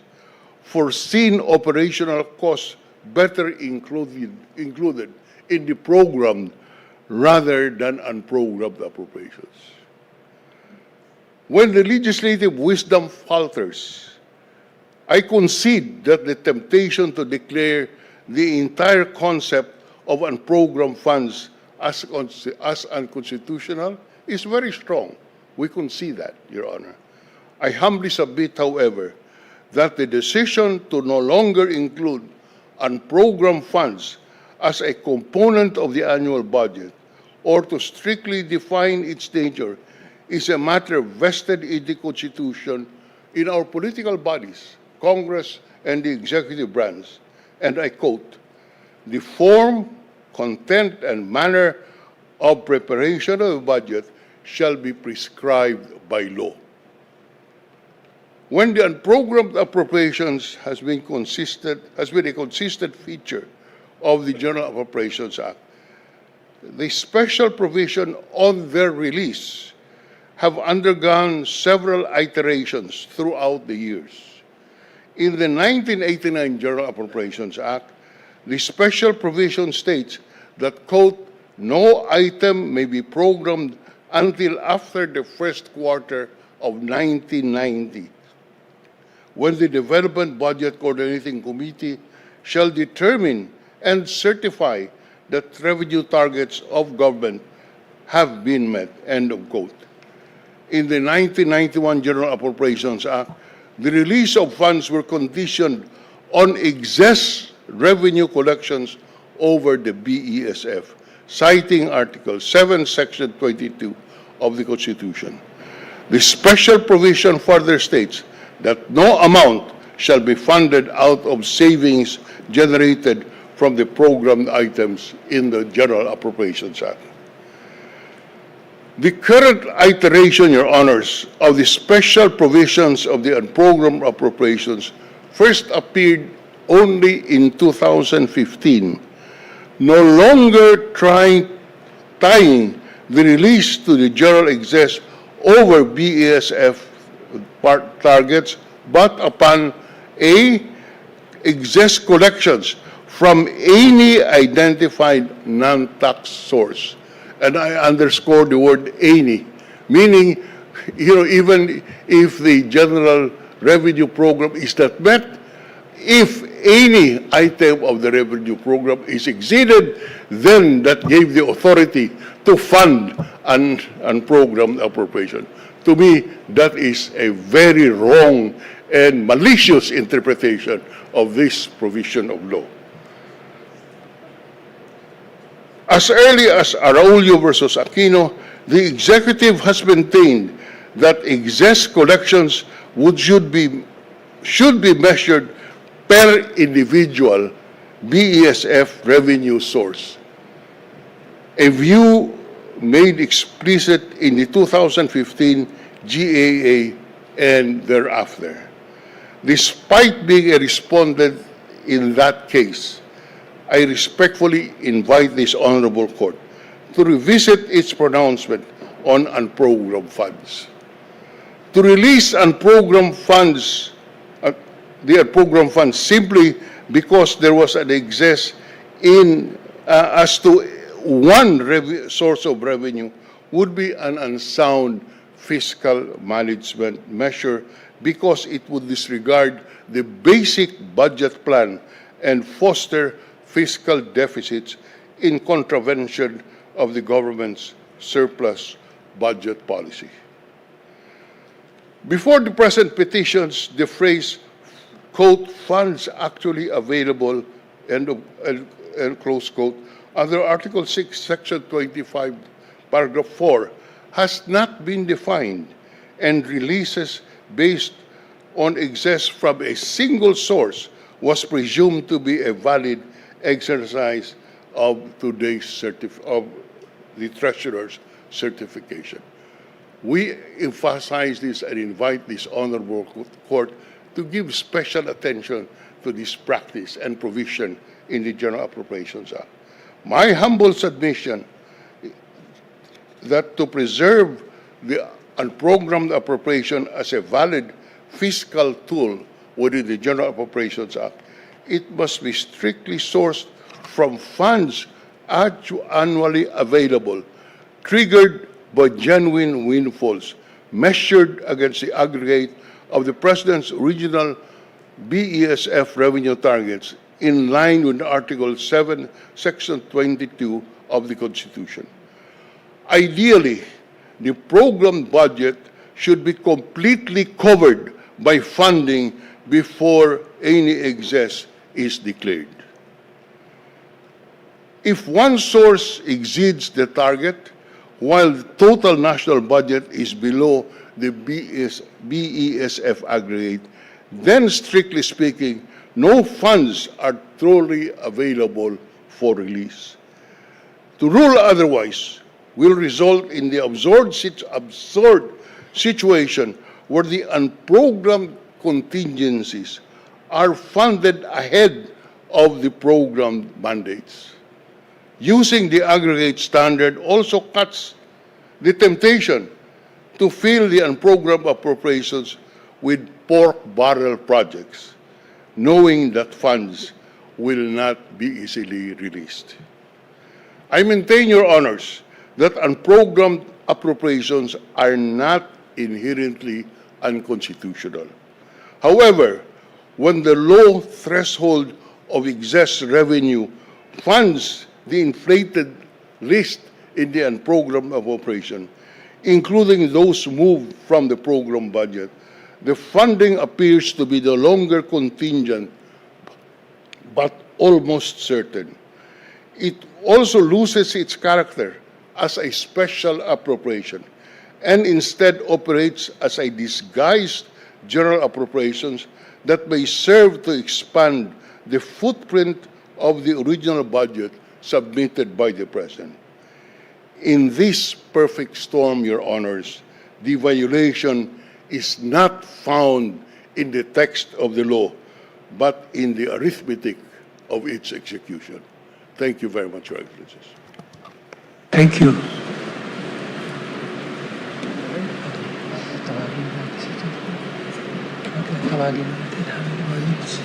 Okay. May we call Honorable Benjamin Jokno to make his presentation.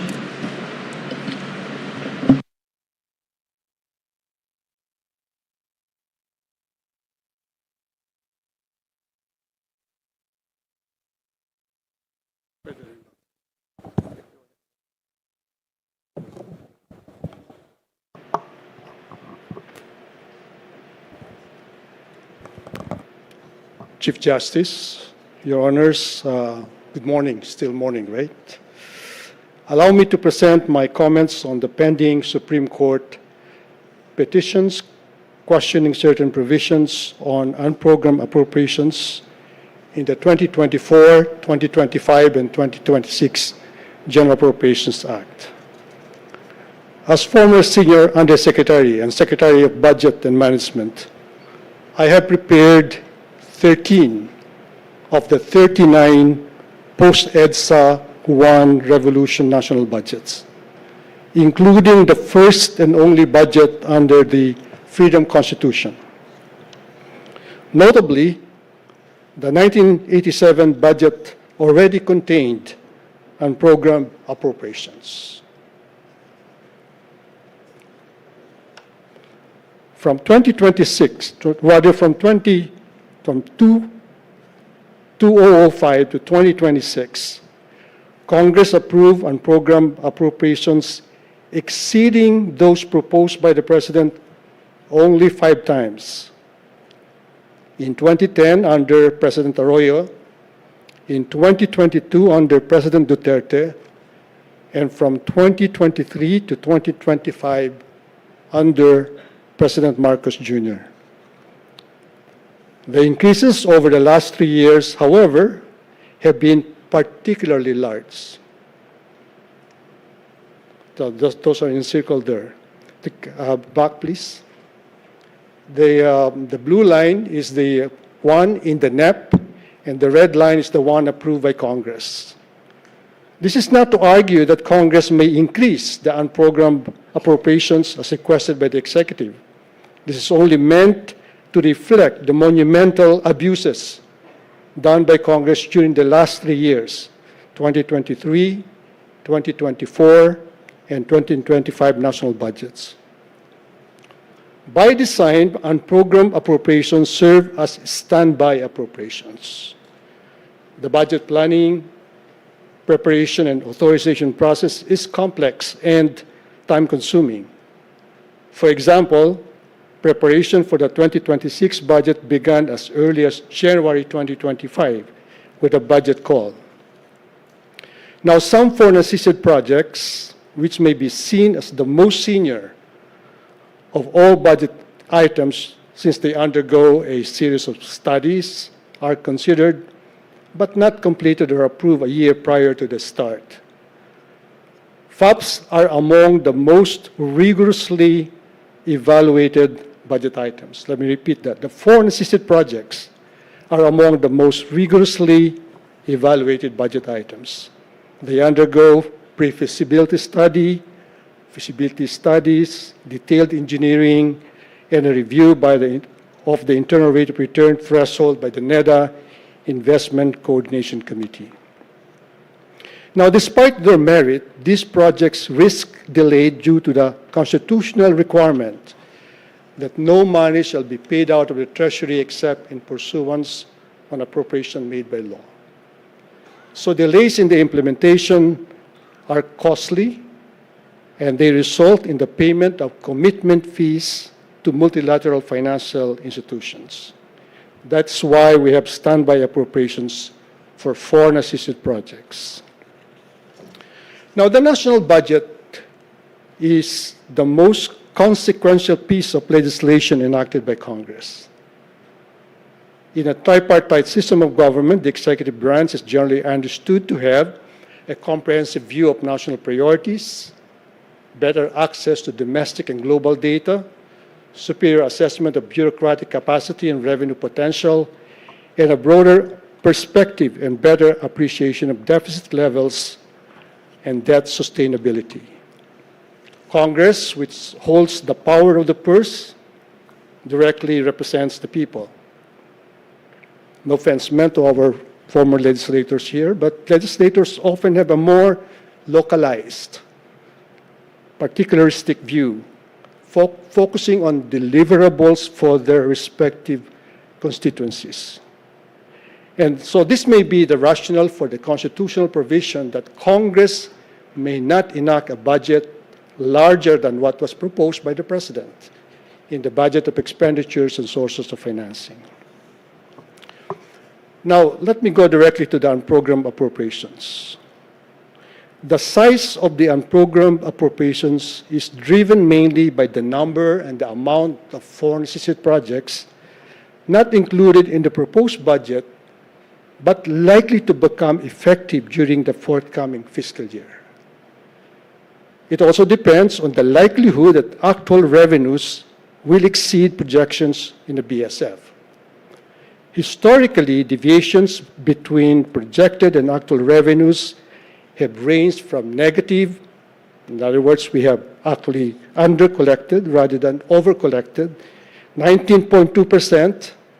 That happened during the COVID years, understandably, to 10.6% in 2021.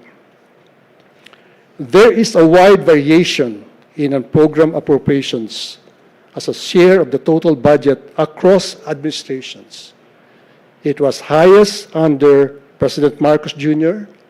at 9% and lowest under President Duterte at 3.9%.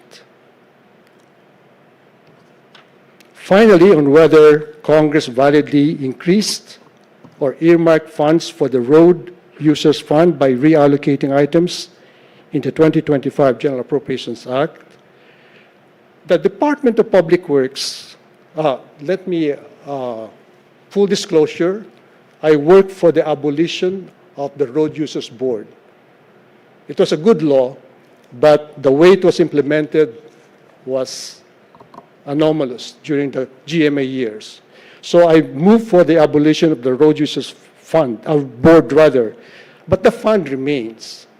And so under the current system, the Department of Public Works and Highways alone determines the available road users fund for the fiscal year, the required expenditures for road maintenance, and that of course depends on a formula, the length of the existing roads, the need for maintenance every 5 years for good roads, and maybe annual for the poor roads, and of course also the operational capacity of the DPWH. This amount is incorporated by the Department of Budget and Management into the President's budget, with a commitment of the DPWH Secretary during the Cabinet meeting, approximately 1 month before the opening of Congress. That is the last Cabinet meeting to tackle the budget. The DPWH Secretary is committed to the President as to the amount of that road users fund. And this is prior to the BSF and the National Expenditure Program. Given this process, the basis for increasing allocations beyond what was proposed by the executive is unclear. And so the next table will show you the deviations. The President proposed in 2022 15.192 billion. Well, Congress reduced it. That's in accordance with the Constitution. Congress may not increase, but may decrease. In 2023, the President proposed 15.192 billion. Congress increased it to 21.231 billion, or 39% increase. 2024, the President or the DPWH Secretary and approved by the President asked for 15.2 billion. Congress increased it to 24.5 billion, or 61.2% increase. In 2025, 16.755 billion, that was the request of the President. Congress increased it by 107.4% to 34.748 billion, equivalent to 33.4 billion for the 3 years. That is approximately equivalent to 66,800 school rooms at $500,000 per school room. In my view, these increases is inconsistent with the constitutional provision that Congress may not increase the appropriations recommended by the President for the operation of the government as specified in the budget. Thank you very much. Thank you. Okay. May we call Professor Secretary Abad for his presentation.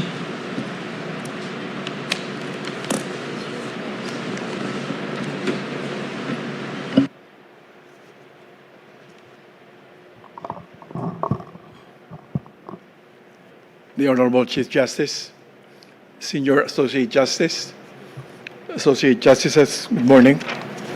May it please the Court.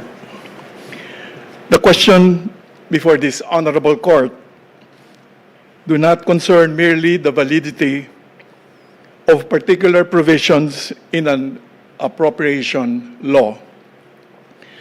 They go to the heart of the Constitution's design over the public purse and the system of accountability that it commands.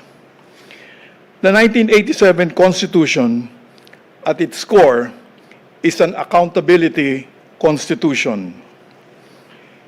It structures the national budget not simply to allocate resources, but to ensure that public funds are raised, authorized, and spent under conditions of transparency, discipline, and institutional control.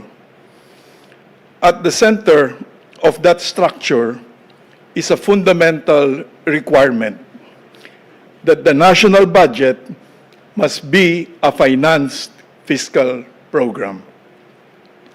Under Article 7, Section 22, the President submits to Congress a budget of expenditure and sources of financing, the BESF.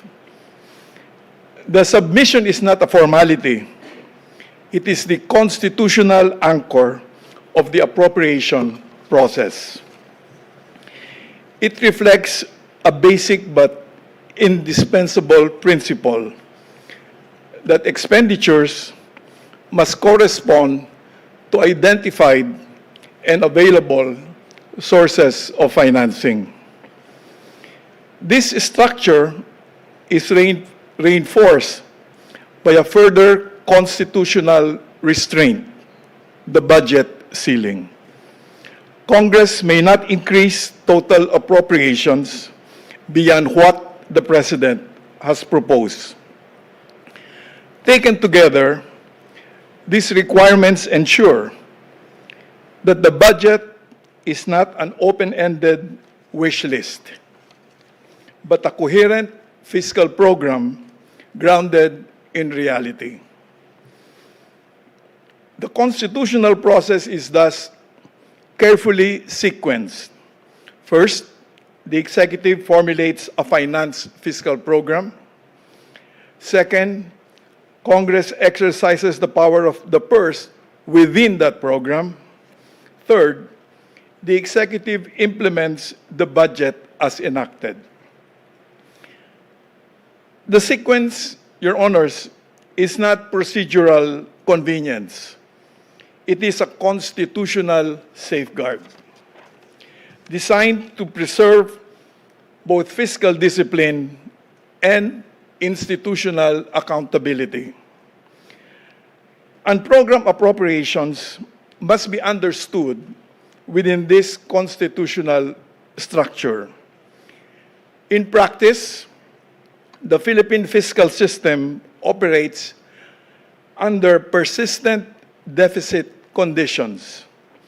Over the past 4 decades, budget surpluses have occurred only briefly during the administration of Fidel V. Ramos, and even then, only in modest amounts.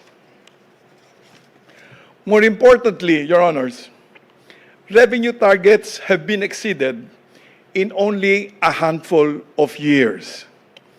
This means that in the ordinary course, the conditions required to validly trigger and program appropriations do not exist.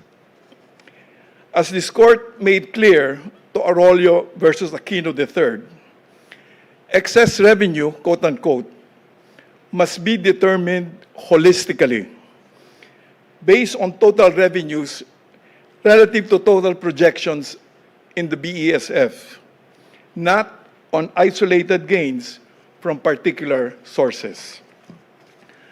Accordingly, under normal fiscal conditions, unprogrammed appropriations are not meant to operate. They are by design exceptional. There have been instances, however, where unprogrammed appropriations were activated, not on the basis of genuine fiscal surplus, but through fragmented and selective interpretations of revenue excess. Prior to this court's clarification in Arroyo, the position was taken that excess collections from individual revenue sources, such as GOCC dividends or non-tax revenues, could justify releases. This court rejected that approach. It held that revenue must be assessed in its totality. Isolated gains cannot create artificial surpluses. And to treat them as such is to risk unsound fiscal management, increasing borrowing and expanding the deficit.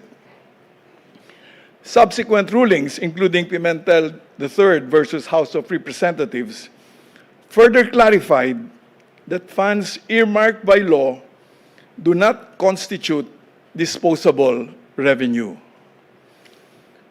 But even assuming, Your Honors, valid activation, the deeper constitutional issue remains. In a situation where deficits are the norm, additional revenues, when they arise, are rarely sufficient to fund all unprogrammed appropriations. The reality forces three decisions: which appropriations will be funded, which will not, and in what amounts. These are not technical decisions. They are allocative judgments about public funds. Yet, by that stage, the appropriations law has already been enacted. These decisions, therefore, occur during budget execution and are made by the executive. In practical terms, Your Honors, the executive determines which among legislatively authorized appropriations will actually become operative expenditures. That, Your Honors, is the constitutional problem. It is not merely a matter of administration. It is a displacement of accountability. The Constitution assigns to Congress the authority to decide which public purposes receive funding and to what extent. But when funding is insufficient, that decision effectively migrates from legislation to execution. Recent practices raise an even more serious concern, Your Honors. When unprogrammed appropriations are expanded beyond fiscal limits and treated as readily activatable, they risk becoming not merely contingent spending authority, but a mechanism for circumventing constitutional restraints. In particular, they raise questions as to whether the budget ceiling itself is being observed or effectively bypassed. And when allocations depend on discretionary activation, they risk becoming opaque instruments of spending, weakening transparency and undermining the Constitution's accountability safeguards. It is sometimes argued, as was here, that unprogrammed appropriations are necessary for flexibility. But the Constitution already provides that flexibility and does so without sacrificing accountability. Under Section 6, Article 25, Section 25, subsection 4, Congress may enact supplemental or special appropriations supported by funds actually available or by revenues to be raised. This mechanism preserves flexibility while ensuring that decisions on public spending remain within the legislative process where the Constitution places them. Your Honors, the constitutional rules governing the national budget are not mere technicalities. They are structural safeguards designed to preserve the separation of powers and ensure accountability over public funds. This court has consistently upheld these principles in Belgica versus Executive Secretary and Arroyo versus Aquino. In conclusion, the Constitution already provides a complete framework for fiscal governance. The issue before the court is not whether flexibility is desirable. It is whether that flexibility may operate outside the constitutional structure that governs the budget. The Constitution allows flexibility, but it requires that decisions on how public funds are spent remain within the legislative appropriation process and do not migrate into the execution stage of the budget.